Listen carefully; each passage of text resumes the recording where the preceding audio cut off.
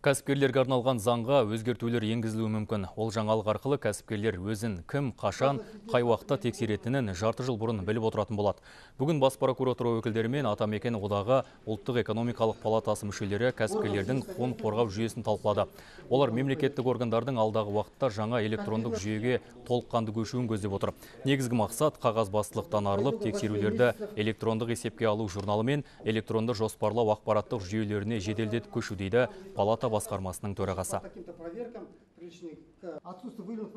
Бүгінгі кездесу жалпы үкімет тарапынан да елбасының тапсырмасымен осыдан бір ай бұрын премьер-министр жиын өткізді. Онда бас прокуратура бізді қолдады.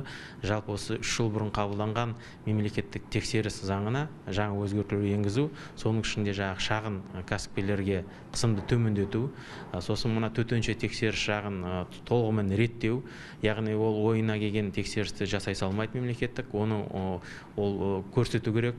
Қандай себеппен тексеріс болып жатқан, сосын бүгінгі осы статистика комитетінің көрсеткен презентациясы бойынша электронды түрде болады.